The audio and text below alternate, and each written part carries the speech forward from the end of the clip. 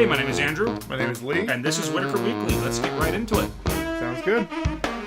So, right in the news. Earlier this week, it was announced that there is a Record of Lodoss War game being made for the 30th anniversary of that series. Really? Yep, it is a side-scroller adventure starring Deedlit, the female elf from the series.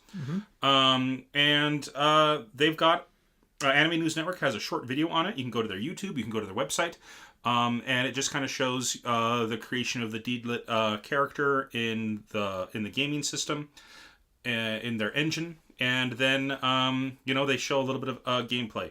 It looks like it could be fun. We're old. I mean, we're old. Record of Lodoss War is 30 years old. Good heavens, yes. It was, yeah. It came out back in 1988 and was first named, it was first a novel by the name of The Grey Witch. I think it was a light novel. I could be wrong about that. But it was first The Grey Witch, and then it eventually became a manga, and then it became the anime that you and I both know and love, and hopefully our listeners both know and love as well. If you don't, do yourself a favor and check it out. It's a fantastic series. But yeah, so that's the first bit of news. Yes. What's the next one? So it turns out, according to this article on Anime News Network, Capcom has been registering trademarks for Onimusha in several countries outside of Japan. Oh. Sounds like they're gearing up for an international release. Yeah, that definitely looks like what it could be. I mean, the last one was, oh gosh, when did Onimusha 3 even come out? It's been out for a while. It's been a long time since an Onimusha game came out. I mean, I think there was the browser game back in 2012. But other than that, it's been a long time since we had an Onimusha game. I wonder if they're either making a new one or if they are they're gearing up for a re-release, like an HD release of the original 3 Onimusha games. I don't know. Onimusha fans, you should be excited. Absolutely. All right. Also in gaming news, Castlevania Grimoire of Souls has been revealed for iOS release. Oh boy. Okay. So, mixed feelings on this one. On the one hand, iOS, as if it's only for iOS, it's a limited market that it's being released to. So maybe they'll expand to other mobile devices. Yeah, maybe, but at the same time, I don't want to play a Castlevania game on my phone. I'd rather just either have it on a handheld system or even on a console. It'd be great to have a new Castlevania game on a console. But, I guess we should be... no, I don't want to be thankful for them coming out with a mobile one. I mean, at least they're admitting that the series isn't dead, but at the same time, I don't want a mobile Castlevania game. I'd much rather have a full one for either the 3DS or, the Switch, PS4, Xbox One. I would love a new HD Castlevania game. And this one, from what it looks like... Oh, okay. This is a continuation of the Aria of Sorrow series, it looks like. Really? Yeah. That takes place in near future Japan. The first one came out for the Game Boy Advance. They then came out with Dawn of Sorrow for the DS. And I don't want to give any spoilers away because it's Aria of Sorrow. The storyline for that is one of my favorite Castlevania game stories out there. Like, I hold it up there with Symphony of the Night. Wow. It's just incredible. Yeah, I mean, I'll have to wait and see what it's like. If it's good, great. But personally, I'd rather have it on a handheld. Not a mobile device, but like a handheld system. Well, you can always get an iPad. Why? I literally have Was it? no need for an iPad. Well, I'm just saying, those of us who with iPads would probably play this game and it'd be a bit Bigger? closer to the handheld console that you're used to as opposed to the small screen that you're getting on a phone. Yeah, okay, I could see that. Also, I'm not the biggest fan of touchscreen controls when it comes to adventure games. Sure. They always feel a bit lackluster to me. Yeah, when you end up having to spare a little bit of real estate on your screen for your controls, it always leaves a little wanting. Mm-hmm. Well, and this goes back to the debate. So many people wanted a Mario game, and we do have Super Mario Go now, or Super Mario Run, I think it's called. Yeah.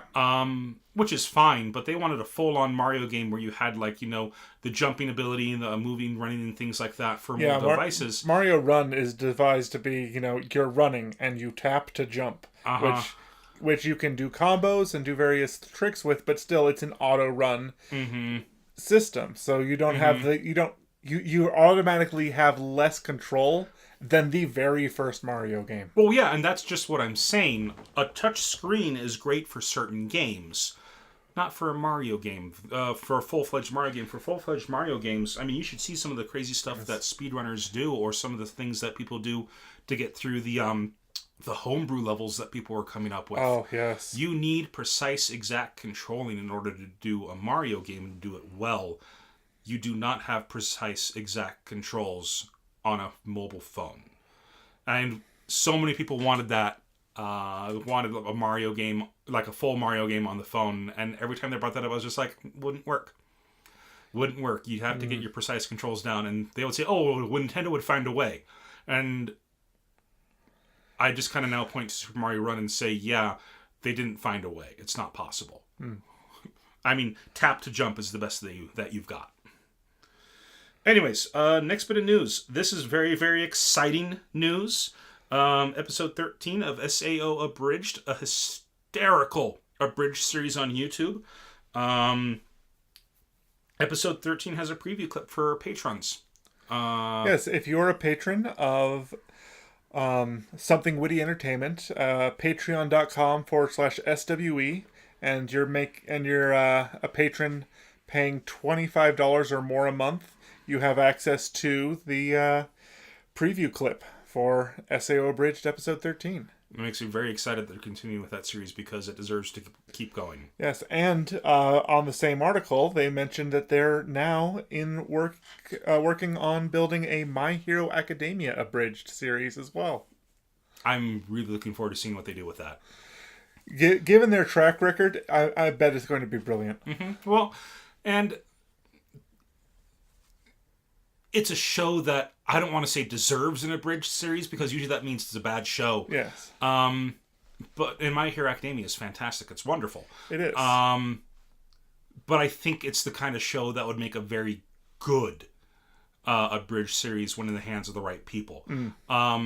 Because Sword Art Online has a fairly serious, overtones. Yes. So does My Hero Academia. It takes. I don't want to say it takes itself seriously because that sounds like it's a joke. There's moments of comedy throughout a serious story arc. There's going to be, and a lot of shonen manga do that pretty well. Yes. There is dramatic element and there is pending sorrow. You know bad things are coming for certain characters, and it's one of those be happy for them now because you're going to be sad later kind of story arcs.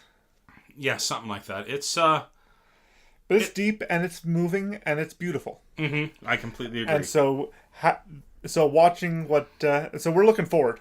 Both of us are looking forward to what Something Witty Entertainment does with My Hero Academia Abridged. I'm very excited for that news. I'm excited for more SAO Abridged, and I'm excited to see what they do with My Hero Academia Abridged. Okay, now next bit. You want to read that? Oh, yes. So, Fathom Events has, for the last few months, been airing Studio Ghibli movies. If you don't know, Fathom Events is a service that is provided at many theaters around the world that you can go to, pick up a ticket, and go to a broadcast screening of various things. And they do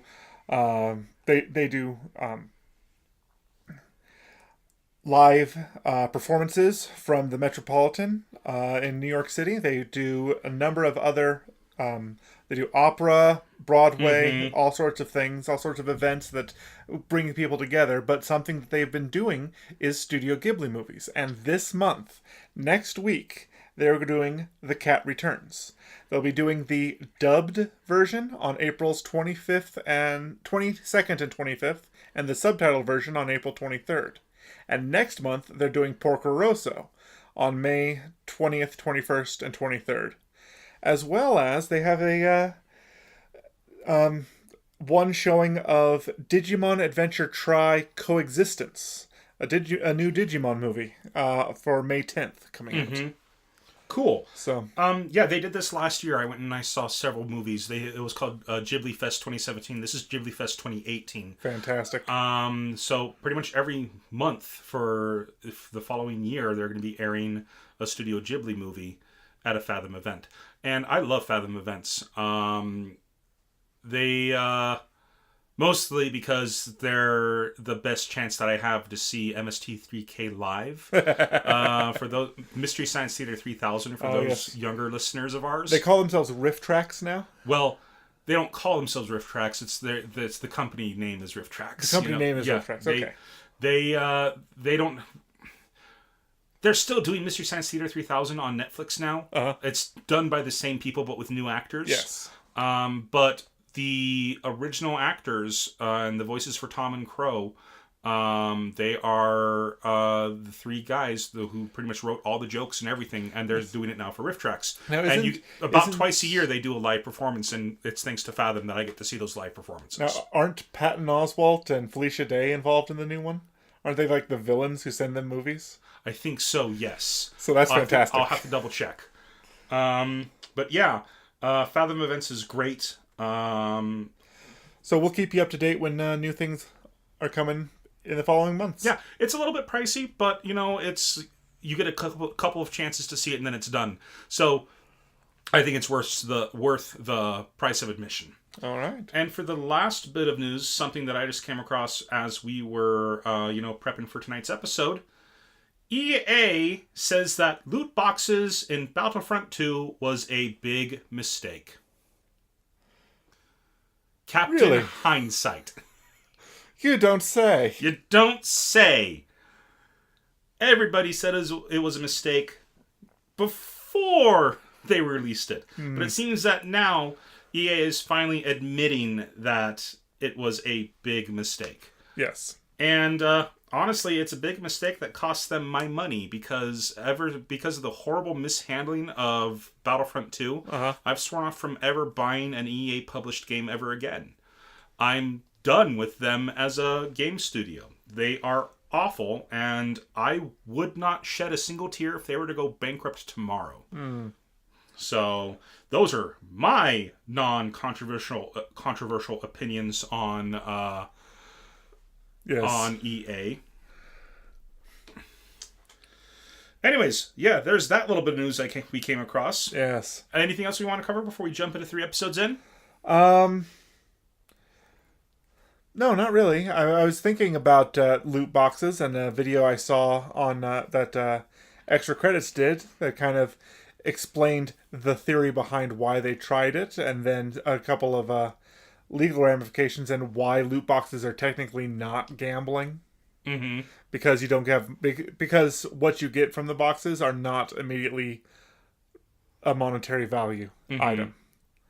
So, but at the same time, that also brings up other things because same way that blister packs are not gambling. Yeah. That being said, though, blister packs or booster packs and things for card games, you will always have that. If the game server is ever shut down for Battlefront 2, all the money you've pumped into it is now gone. That's true. There's then no value for what you purchased whatsoever. So there's that. So, anyways, before we get into that hornet's nest, let's go ahead and just dive into 3 episodes in. Fantastic. What was our 3 episodes this week? I forgot. So this week we decided to watch Psycho Pass in the first 3 episodes of that. Okay. And how did that go for you? Oh, it was quite interesting. Learned pretty quickly that this is not a show I can watch with my children.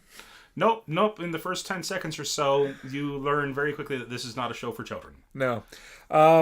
With a body exploding as it's thrown out of a skyscraper. Within the first 30 seconds, a body goes boom. Mm-hmm. And we have raining guts. Raining guts. But no, okay. This show struck me as a combination of Judge Dredd and Minority Report. Mm-hmm. We have these characters who are going around as judge, jury, and executioner with a system that exists that determines the innocence or guilt of a person before they've even committed a crime. Mm-hmm. And so that's where I'm seeing the Judge Dredd and Minority Report similarities. Slight difference. In Judge Dredd, the judges themselves, they are judge, jury, and executioner. Yes, they are. Whereas in Psychopaths, it's Sybil. Yes. Sybil is judge, jury, they are the executioners. Yes. Sybil decides whether or not somebody is deserving of death. And well, we'll get into how that's executed as we delve into this 3 episodes in. Mm-hmm. Okay, so first off, I want to just go ahead and start off with one of the things that I liked about it. The first episode starts off and it starts playing the theme song for the opening credits, and I'm thinking, okay, so this is the theme song, so this is the opening credits and whatnot. It's not. No. A lot of anime will just go ahead, like for the first episode, they'll just go ahead and get started and go into the story. And personally, I kind of really liked that misdirect because I was expecting it to be the opening credits. Yes. Because they started playing the music and stuff, and it wasn't. It was. No. It really very much just jumped right into the story. Future part of the story. Yes. No idea how far into the future it is at this point, but it's some predictive prologue. Mm-hmm. Letting you know that some event is going to happen, and this is it, and we will be leading up to it. Mm-hmm. And the narration at the beginning is provided by the main female protagonist. Yes. Now I actually had to restart the episode because I heard the opening credit music and started to go prep something to get ready to take my notes, and then realized, wait, I'm missing something, and had to restart and watch it through again because they did that, because they completely skipped the existence of an opening credit sequence. The music was there, the credits were there.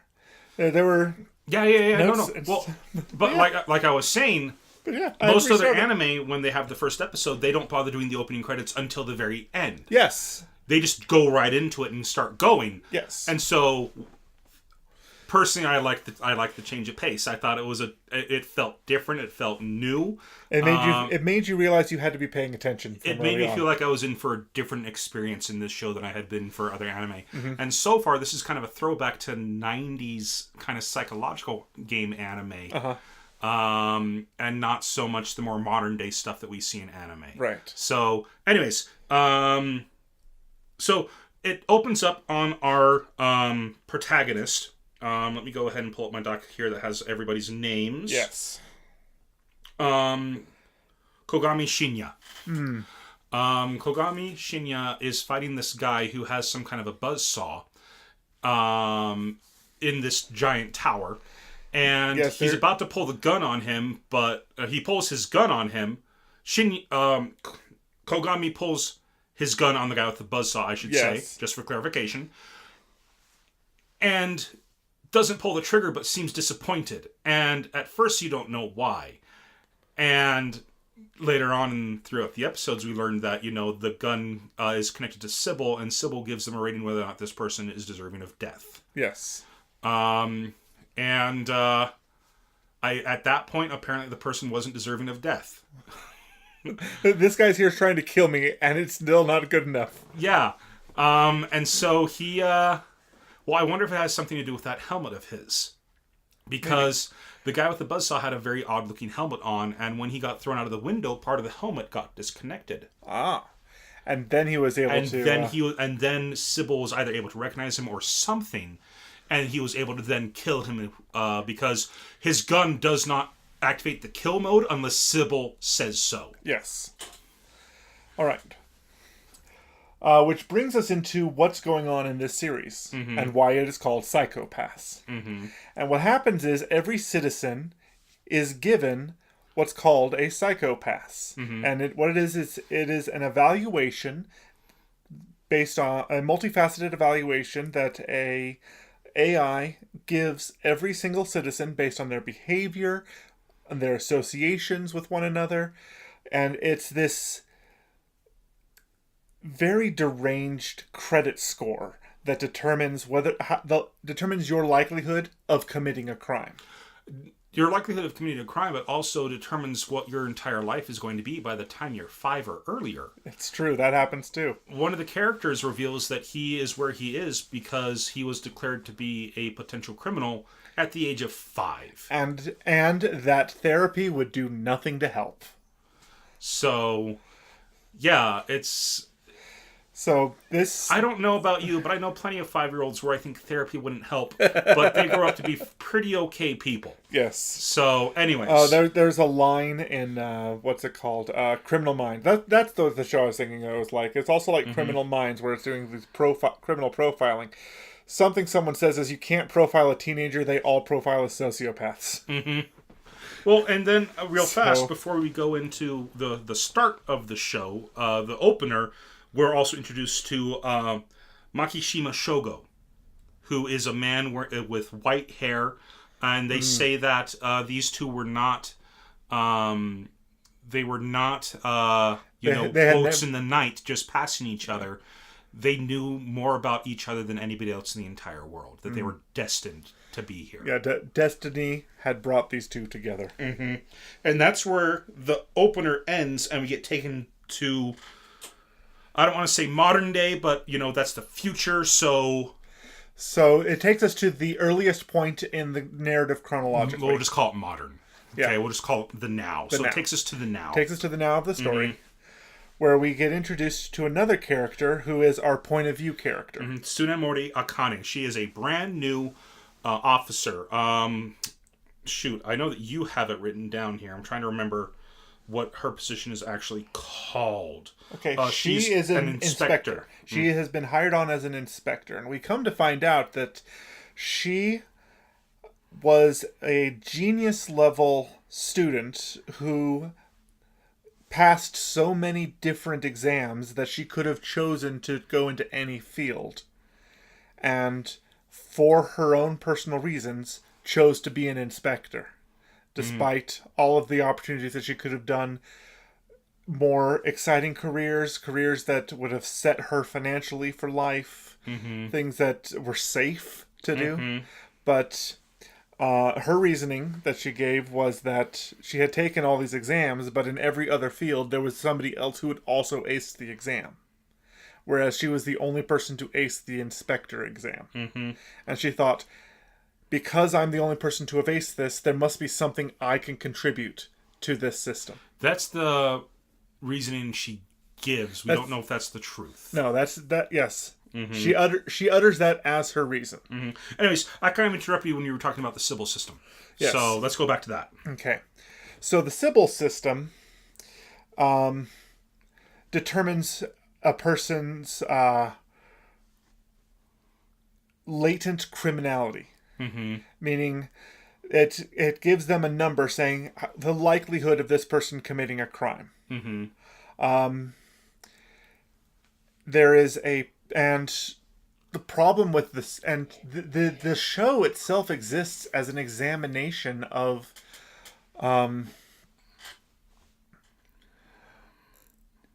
cross philosophies, because the adoption of the Sybil system means an absolute belief in determinism. That if you know so much about something else is inevitable. It goes back to the that scene in Minority Report where Tom Cruise throws a marble across his desk and somebody catches it and says, well, why'd you catch it? Because it was going to fall. Well, how do you know? And so that is the philosophy of determinism right there. But our protagonist, what's her name? Tsunemori? Yeah, Tsunemori is an influence of... she believes that there are more choices, that human nature allows people to come back from whatever. That is not just the AI's determination of a score that should determine your action, but you should read more into a situation. Because one of the major events in the first episode involves a guy who has given up on society because his psychopath score has reached a point where he is now going to be killed on sight by an enforcer. And so he's just given up, kidnaps this girl, and proceeds to try to rape her. A pursuit ensues of this guy, and then suddenly they eliminate him, but her proximity to him for such an extended period of time polluted her psycho score, which meant that she's also a latent criminal and likely to commit a crime. But she's a latent criminal and likely to commit a crime because of the system that Sybil created. Yep. And that is the show that we're dealing with. Yep. And so she finds herself in a position where she's lying in a pool of scantily clad, bruised, cut, and injured, with a lighter in a pool of gasoline, ready to immolate herself because it seems like the best option. And if it weren't for our protagonist, it would have been.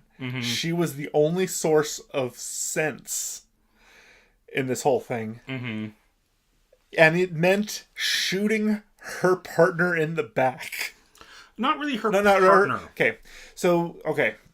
In this show, and this is... Okay, so this brings in elements of something akin to Suicide Squad, in that there are two factions within the police force. There are the inspectors and the enforcers. And enforcers, like Suicide Squad, like Catch Me If You Can, are, in theory, criminals who their only career choice in life is to become slaves to the police, to go and... They refer to them as dogs. They refer to them in many different ways. Their psychopath number is so high that therapy isn't going to work, but they've become the lapdog to the police, where they're the ones who go out and do the killing. Yes. So the inspectors and enforcers go out as groups. The inspectors are in charge. Their job is to make sure the enforcers are obedient and to kill them if they're not. And the enforcer's job are to obey the police and do what the Sybil system tells them to.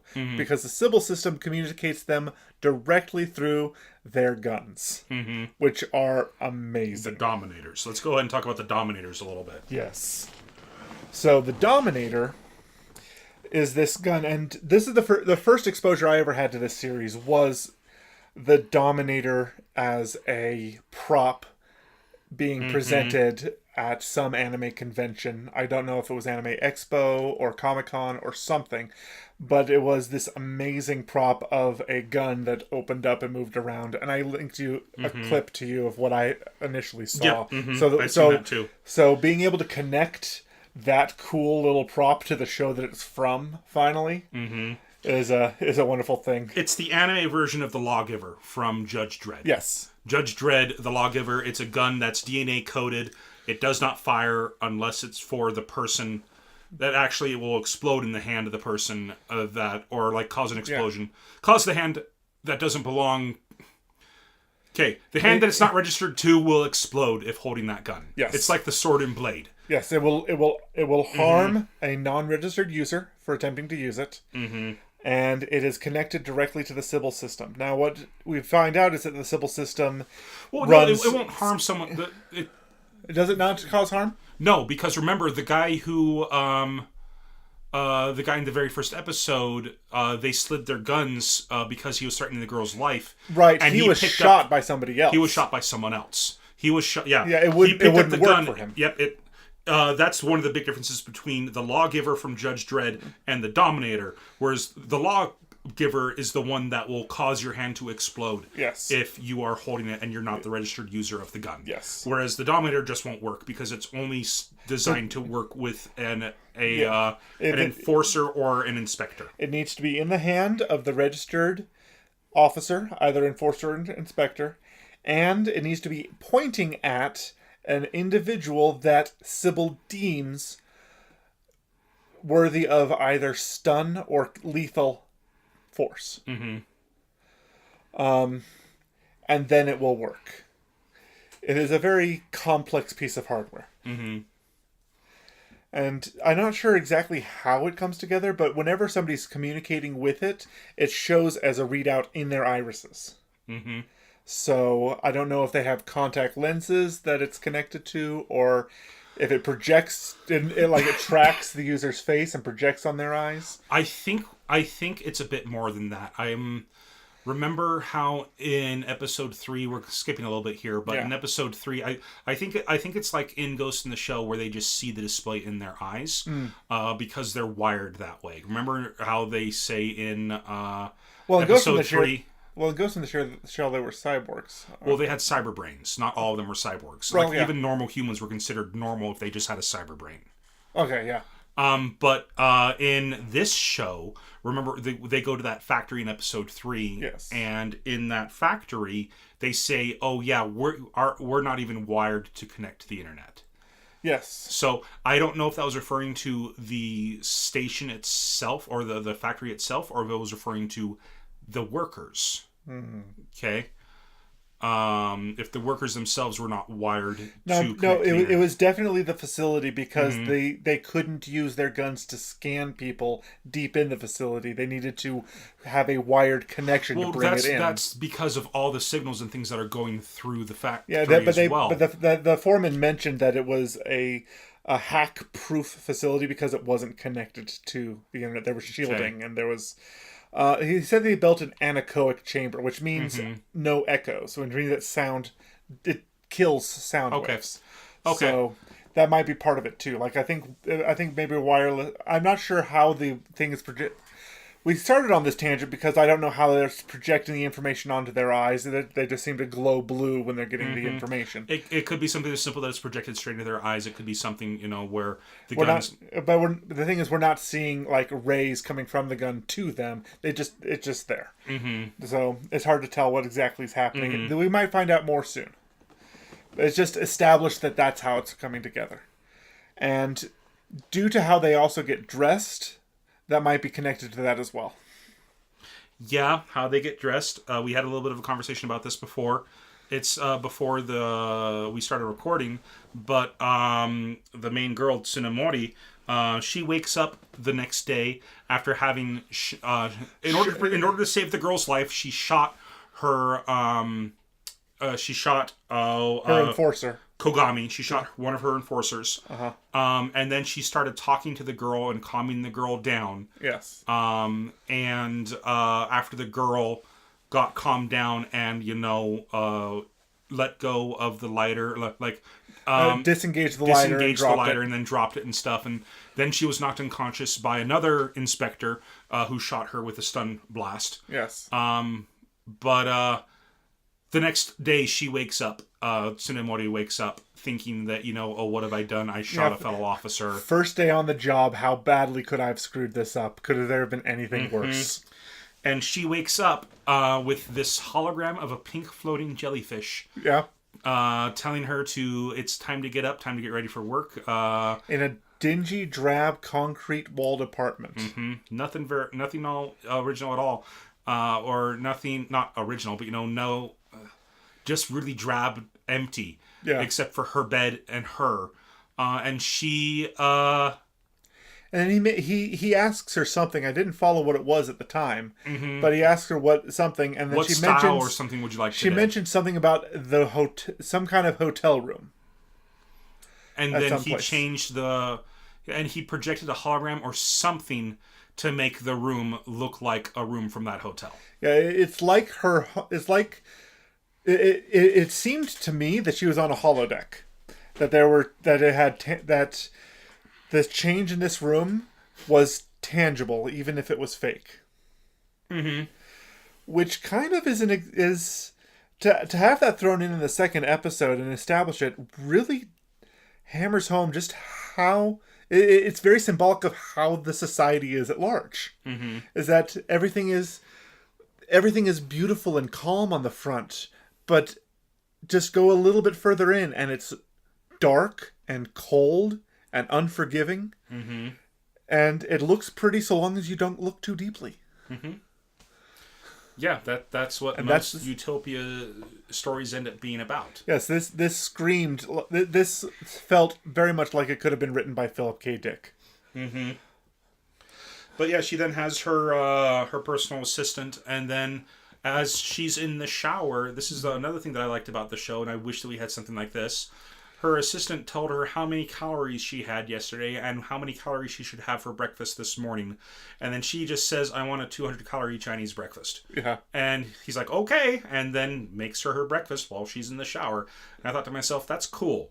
That's really cool. Yeah. I'd be totally down with technology like that. Yes. Um. But yeah, she showers. And she ends up eating breakfast, clad in only her underwear bottoms and a towel draped over her. And then she goes to her mirror and pulls out what looks like a pocket beauty. What are they called? Ladies, forgive me, but what is it called when you have a little thing that has a mirror and a poof and it's just one A makeup circular applicator? A makeup applicator.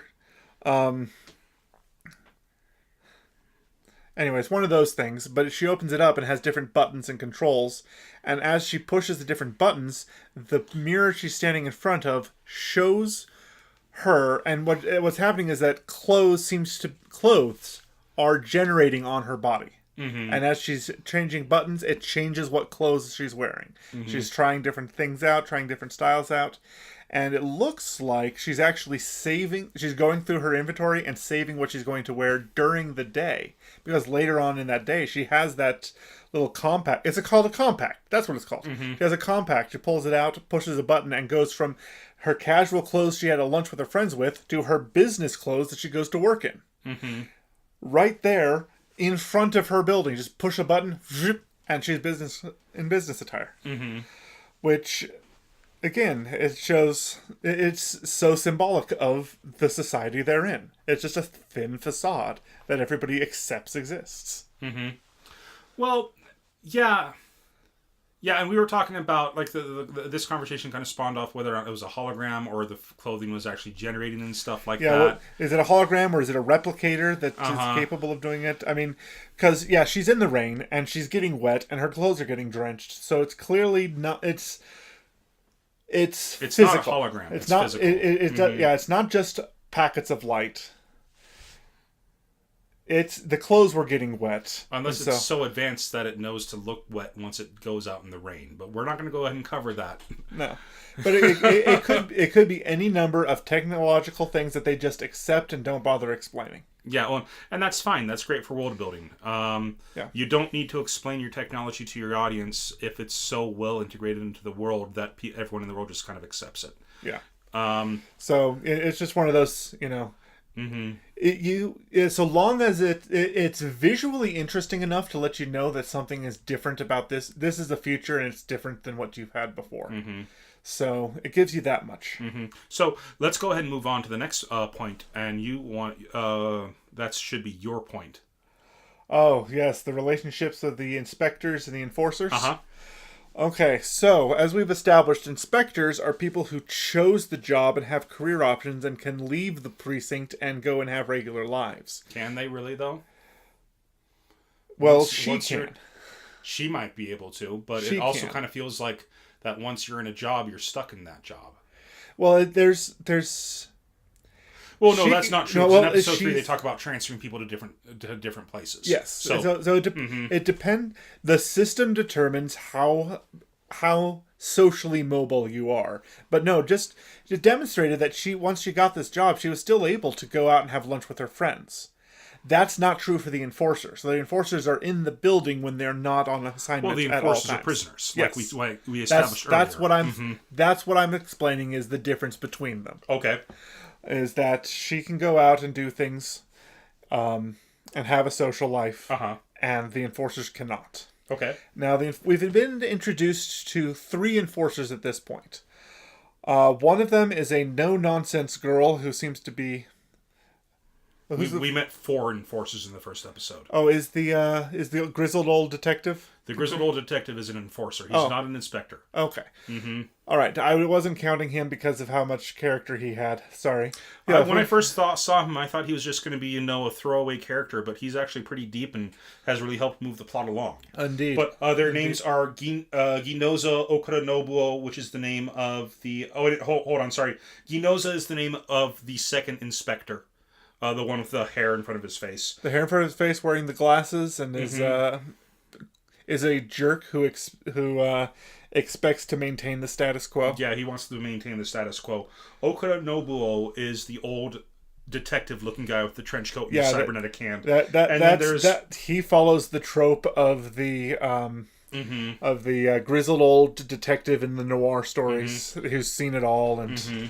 But then the other two is Kunizuka and Kagari, and I don't think they ever pinpointed who's who between those in the first 3 episodes. But anyways, yeah. So the character types are, we have our main in the hospital in the episode. So after so she visits the guy she shot in his hospital bed, and is told and gets informed. And finds out that he alludes to the prologue, the predictive prologue, that there is an event that he is planning for, and he could not die then at that time. That no matter what he had to do, he is going to survive this encounter because he's not finished with what he needs to do with his life yet. So he's that trope of the driven. He mentions he'd like to be a detective, like to be an inspector, but his personality type very much clashes with what that would entail, as we find out in episode 3. So there's him, and so he's the stoic, driven type. There's a goofball he's the one who told us that at the age of 5, the system decided that he would be a prisoner of the state because of his personality. And he's happy-go-lucky, you kind of get a Michelangelo Ninja Turtle vibe from him, that he's not terribly serious about a lot of things, but there is a core underneath that is much darker. I think that's a mask he wears. Yes. Yeah, so I'm pretty sure that personality is a mask he wears. And he's flirtatious and outspoken, but there's definitely something deeper going on with him. And then we have the girl, who is very grim-faced. We haven't seen much of her, but don't know much about her. She's grim-faced. She's a woman of very few words. So, probably a badass in combat. Definitely has one of those stoic femme fatale samurai type character design. So, looking forward to seeing what she does in the series and how she plays out. But yeah, those are the 4. Enforcers, and we've only been really introduced to 2 inspectors, and one of them is our protagonist and our POV character. And which brings me to another interesting point, is something that I saw in one of those videos. Movies with Mikey, when he was reviewing Big Trouble in Little China, is that you do have to differentiate between who your point of view character is and who your protagonist is.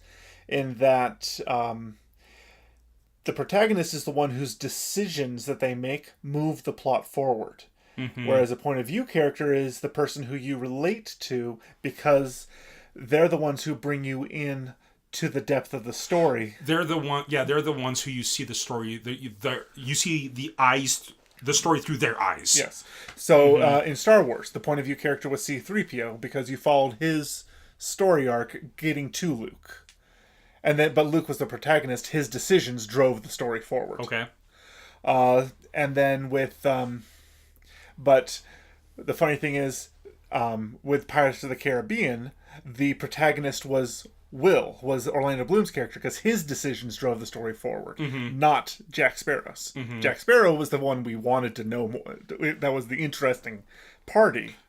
But the protagonist whose decisions drove the story forward was Will. Yeah, Will was the protagonist in the first movie. So Definitely. And so you have to keep an eye on that when you're looking at your stories. And another good example of POV character and protagonist being not the same person is The Shawshank Redemption, where yes. Red is the POV character. We see the entire story through his eyes, but Andy is the protagonist. It is Andy's story. Yes, it is it is the decisions that Andy makes that drives the plot forward. Yep. So my interesting thing is our point of view. So I'm not clear as to who the actual protagonist is at this point, because it seems like her actions are driving the plot forward. Her decision to join them, her decision to shoot the partner in the back, her decision to, or not partner, I keep saying partner, to shoot the enforcer in the back. Her decision to go back and apologize and to try to be a better cop. Her decision to ignore the advice of the other inspector. The jaded inspector. And listen to her enforcers. Listen to on their opinions. So it seems like she's more of a protagonist because her decisions are moving the plot forward, but that may not remain constant as the show goes forward. Don't know. We only watched the first 3 episodes. Yes. So that kind of takes us to our next point that I want to bring up. And I noticed this. She gets into work in the evening that day. And as she gets in, the old grizzled cop says, "Oh yeah, I'm on shift now, so it's just you and me because the other guy, Kaguro, is or Kuguro, whatever. The guy. He's still recovering from being shot. So it's just the two of them. It's just the two of them, and they're hoping for a slow night. And as soon as he says slow night, boom, the alarm goes off, and the moment it escapes his mouth, it's just way too ironic. Yep. At the same time, it's a trope. It's a cliche at this point. But they played off pretty well. He's just like, oh, crap, really? 2 days to retirement. Exactly. But he and Tsunemori, they go to this mall. And what struck me while they were in this mall is how much of this society is designed to keep people's stress levels low. I mean, when they got there, they put on holographic disguises, and these were holograms. Yes, they were. These clearly were. These were clearly holograms. Where they were like children's mascots of police officers. Yes, but they were very clearly, like, people would look at them and know that, oh, the police are here. They were very, very clearly, the big heads, big eyes and stuff like that. They had big flashing lights on the back. Yeah, I had flashbacks to Full Metal Panic Fumofu. Oh, gosh. But yeah, it had that feel to it. But now 3 things went in with them. It was our protagonist, the female inspector, the grizzled old cop, and they have this moving trolley that carries their weapons with them. And what happened was that the holograms were around those 2 people, but there was also an invisibility cloak around their around the little trolley. The trolley, and the 3 of them were making it through, looking for the individual whose psychopath's number had exceeded allowable tolerances. Yep. And they find him based off of the old man's instincts. And she's super impressed by that. And it's just some kid who's looking probably at the girl that he likes with someone else. Yes. And he's venting and fuming and looking like maybe he's going to make a very stupid mistake. And they come and they arrest him for something he hasn't done yet. Literally, he goes, "But I didn't do anything," as they put him in the back of the squad car and send him off to go into therapy. Yep. And that's something that I think that was around then when I noticed this next thing. And so that again, that goes back to the Minority Report Society. They haven't done anything yet. Where they are arresting people for crimes they didn't commit. Well, Star Trek has another episode about something like that in Voyager, where B'Elanna, somebody runs into her on a planet, and her being part Klingon, her emotional reaction is that she wants to, beat the guy up for running into her. But it's only her thoughts. And she says, oh, don't worry about it. It's okay. And then she gets arrested because she thought about committing a crime. So, yeah. So stories like this of thought police. We're getting closer and closer to that. Let's not talk about that. We decided we're gonna keep stuff like that out of this. Okay. We're just gonna talk about the anime. Anyways, so this also brought something that I noticed as well, and I was around this time when I noticed the symbol for the CID, for the police force. And you guys can go ahead and look it up. Just look up CID police symbol, Psychopaths, and you'll see that it's a pair of serpents going up a pole, which is almost the exact same symbol as the modern medical profession. Yes. And that symbol is from the Bible. Yes. It is from the story of Moses and the children of Israel, where the fiery flying serpents came and poisoned them, and many of them were dying because of these poisons. And in order to heal them, he was told to make a serpent of it was either brass or bronze. I think it may have been brass. And place it on top of a staff. And all they had to do was look at it and be saved. And this is symbology of looking towards the Savior, being saved, having your focus be on him. Yes. And with just how clever this show has been with its storytelling, I know that that's not a random happenstance. That's just not a cool design they came across. That's them saying, look towards us and you'll be okay. Look towards Sigil. They look towards Sybil, and you'll be just fine. Yeah, they think of themselves as the saviors when they're actually causing the problems. But they clearly think of themselves as the saviors of the city. Something like that. Look to God and be saved. Look to Sybil and be saved. Yes. So I really, really liked that iconography in there. Yeah, it's deep. And that brings us to the next point that you wanted to bring up. Yes. So the way the Sybil system works is that it measures everybody, but it can't measure everybody at the same time. The system is limited, and so it has to... and so everybody's at a queue, and so it takes a while for your score to get fully updated, and so, but if an enforcer, if one of their a dominator, if either an inspector or an enforcer is pointing a dominator at a person, Sybil immediately puts that person to the front of the line for examination. So they find themselves in episode 3 on a murder investigation. An individual has ended up dead in a factory that manufactures large-scale robots, and the factory is undermanned, and so it's running 24 hours. People are exhausted, trying to get their work quotas done, and this was going to be written off as yet another accident because of they're being overworked, because it's happened twice before. So there are now 3 accidents within a given year happening at this facility. It's starting to look suspicious. And we should probably bring up the fact that this is the same facility we were talking about earlier, where they have no internet access, and the enforcers are asking, well, how on earth do they keep, their, this is a pretty intense workplace. It's pretty life-threatening, and what do they do to cool off around here if they don't have access to the internet? It doesn't make any sense. And then we learn what they do. But anyways. Yes. Well, so what's happening in this system is that these people that work there are not being judged by Sybil rapidly enough because the system can't get in to their company as well. Because they have so many countermeasures preventing hacking from harming their systems and their services. So Sybil can't judge them immediately, and Sybil also, and because of the radio blockage, their enforcers don't connect to Sybil when they're deep in the facility. And so they can't just point an enforcer at these people and go, are you guilty? Are you guilty? Are you guilty?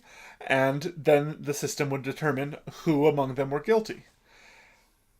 So it was initially proposed that everybody come down to a commons area where they actually do have internet signals. The cafeteria, I think it was.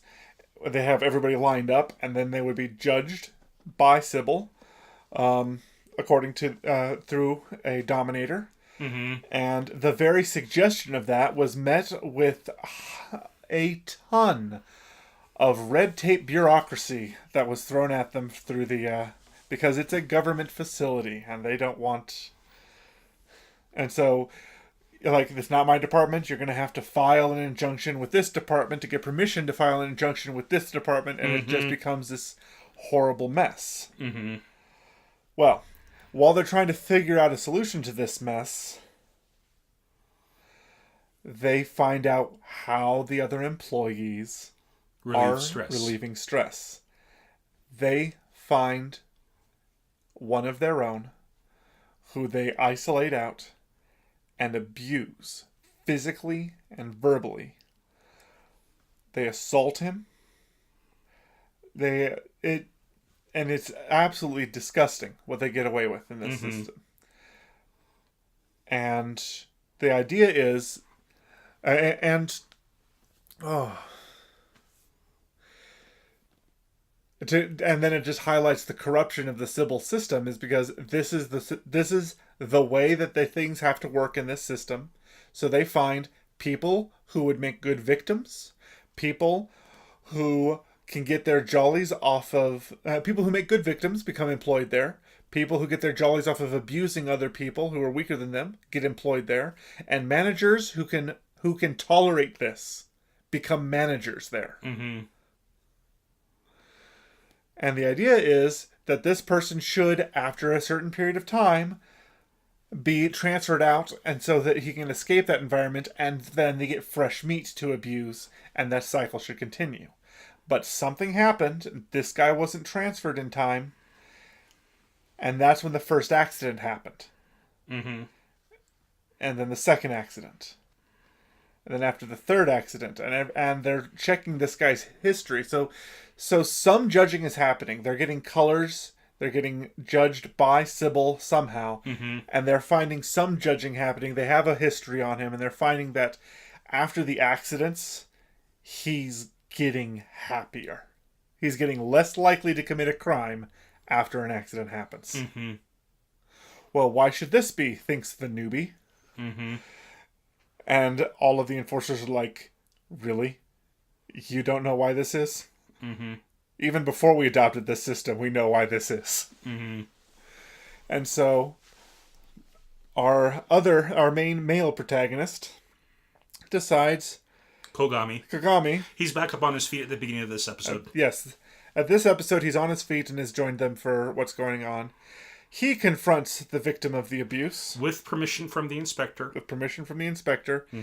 And then proceeds to abuse him himself. And then after being nice to him in the cafeteria in front of everybody else. Yes. Which makes the abuse even worse. Yes. And so... And then provokes him into committing a crime. Tricks him into thinking if he doesn't kill him then and there, then his life will be ruined. And so, going from his old MO that he used to kill the other people, he activates a couple of robots to try to kill them. Much to the chagrin of our female protagonist, Tsunemori, who now has to start running for her life down many flights of stairs from this guy. And they think that she thinks that they're safe because the machines that this guy has activated can't make it into the stairwell, but he just uses his laser cutter and cuts through the floor. And he starts descending floors one by one, coming after them. And meanwhile, while this is all being set up, because the enforcer couldn't get in wirelessly, they had to set up a wired system to bring the dominators. They needed to wire up the trolley that carries it to a broadcast signal truck outside so that it could communicate effectively through the system and then run that in. Which brings us, and so they do, and they're able to get the guns in the hands of the enforcer in time to confront the guy on his two. They look exactly like the what are they called? Tachikomi Mecha? The Tachikoma? Yeah, the Tachikoma. They look like the Tachikoma, but they're different enough. I mean, the Tachikoma... Yeah, they're not going to be infringing on any copyrights. Oh, no. I mean, it may as well, They're industrial robots is what they are. They're industrial robots, cutting lasers, heavy lifting arms, moving around on multiple limbs, agile. Yeah, that's what they are. And they come to a main loading area, it seems, that the final confrontation happens in. And that brings us to point number 10. Yep, the last point that we want to bring up, or that I wanted to bring up, is, once again, the Dominator. They shoot the guy, and he doesn't die. They hit him with a stun round. So apparently, he's not dangerous enough to not be reformed. Right. That being said, that's kind of scary because he's already killed 3 people. He has already killed 3 people, but he was a victim of that system that should have taken care of him. Well, they might still execute him later for the crime of committing murder. Possibly. I don't know. But they were able to apprehend him without killing him. So we've seen, up to this point, 2 modes for the Enforcer. Yes. Or not the Enforcer. The Dominator. The Dominator. Thank you. The Dominator. We've seen stun. We've seen stun. We've seen them stun the woman. They've stunned this guy, and they've Tsunemori killed... has stunned. Real fast. Let me finish. Yes, and she's stunned the main guy. Yes. And then we've seen its kill mode, where a bullet will cause you to implode from the inside out. It causes massive hemorrhaging that looks like you've been punched by Kenshiro from Fist of the North Star. Yes. Or I was also thinking, how Tetsuo kind of explodes. Oh, yes. In Akira, where they're exploding from the inside out. It's disgusting.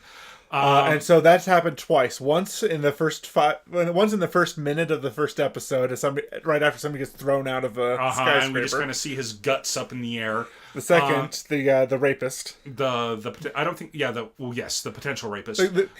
May as well have been. Well, yeah, he was going for it when they stopped him. So saying potential rapist, yeah, okay. Anyways,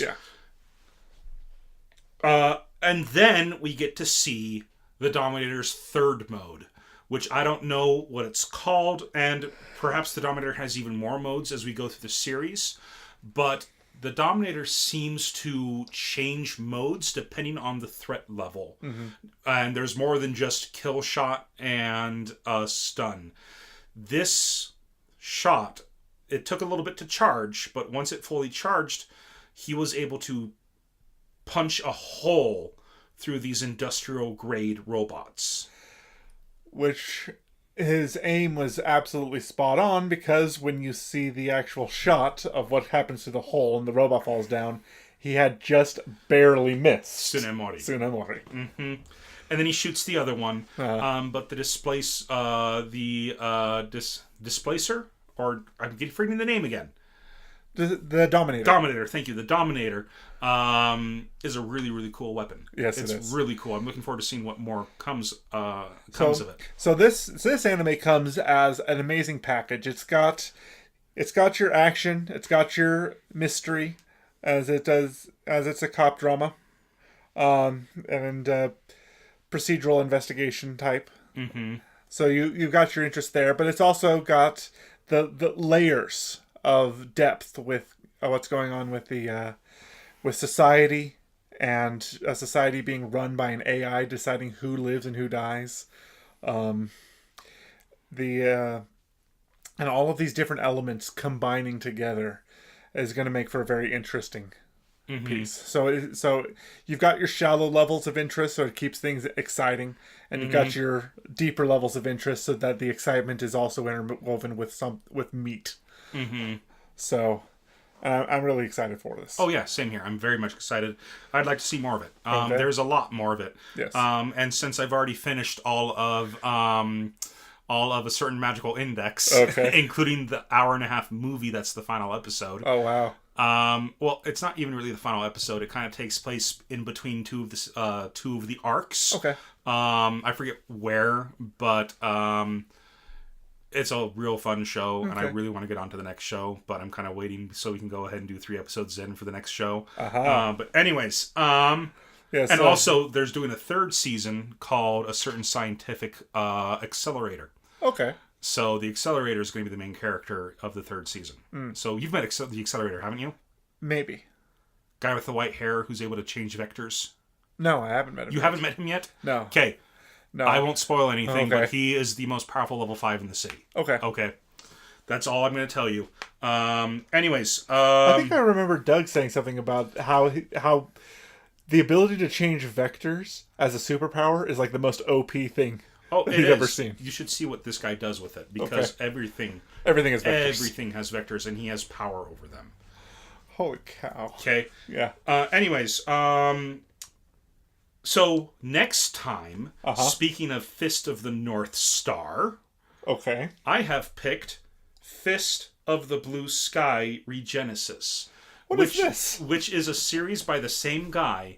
It's the same characters, but it's set in Chinese, like 1920s Chinese gangsters stuff. Oh, fun. Rather than post-apocalyptic stuff. Okay. So I've always wanted to get into it, but I've never had a chance to read the manga. And they're currently airing it. It's already 3 episodes on Crunchyroll. So by the time we're able to do this next week, you'll be able to watch the next episode 3 for free. Okay. And I'm very excited to give it a try and see where it goes. Wow. Mm-hmm. All right. So tune in next week for Fist of the Blue Sky Regenesis for our 3 episodes in. Yep. All right, and that's it for 3 episodes in. Next up is our recommendation of the week, which it's my turn this week. Yes. And I'm going to go ahead and recommend a website that I use fairly often. I am a DM, a Dungeon Master. I run 2 monthly Dungeons & Dragons games. And this website has become so useful for me. It's Kobold Fight Club. What is this? Kobold.club. Go ahead and pull it up so you can take a look at it. But as you're pulling it up, I'll go ahead and explain it. This is an encounter generator tool for it's with a K, not a C. So there you go. Kobold Fight Club. So kobold.club. So that's KOBOLD.club. It is a fight generator. You pick the size of the party, the level of the players. It even lets you pick multiple levels depending on what levels your characters are. You get to pick the alignment of the monsters, the environment of the monsters, the challenge rating of the monsters, all that sort of stuff. And it gives you a list of all monsters used for Dungeons & Dragons 5th edition. Now, you see there, so real fast... They're definitely bootstrapping this. I recognize all of the... Oh, it's very basic. It's a very basic site. There's no monster stats on this anywhere. If you want to get your monster stats, you'll still have to use the monster manual or any other numerous online resource for that. But it gives you the names it gives you the name of the monster and what page on the monster manual to get their information from. Yep. And it also gives you. This is a resource that. This is a resource that gives you the information on where to find your monsters, but you still it doesn't replace the need for the manual. Now, on the bottom right of it, there's this nice little icon for a legend. If you click on that, it'll give you the color coding for the challenge ratings. Okay. And going from trivial to deadly. And one of my favorite things to do, since my party this last Saturday, one of them rolled a natural 1 on their perception check when they were doing when they were keeping watch that night. Yes. I went ahead and I used this site to randomly generate a group of hard monsters for them to fight. And they went up against a giant vulture, 2 ghouls, and a scarecrow. And because she rolled a natural 1, I gave the monsters a surprise round where the monsters went first. And their little gnome cleric died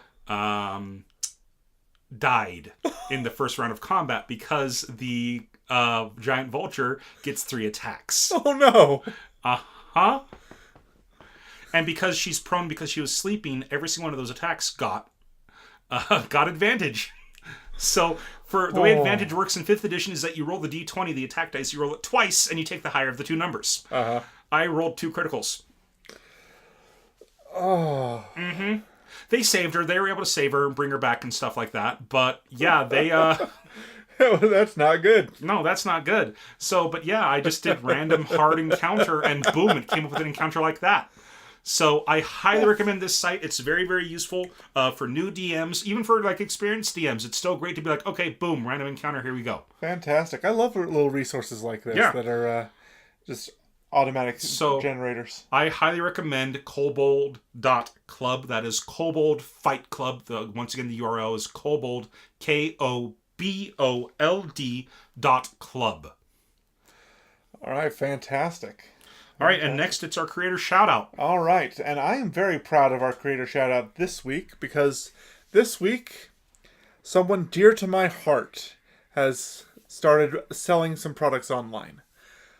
My wife, Rachel, has for the last year been researching and developing methods for crafting homemade soaps using glycerin and essential oils and various cleansing ingredients that they're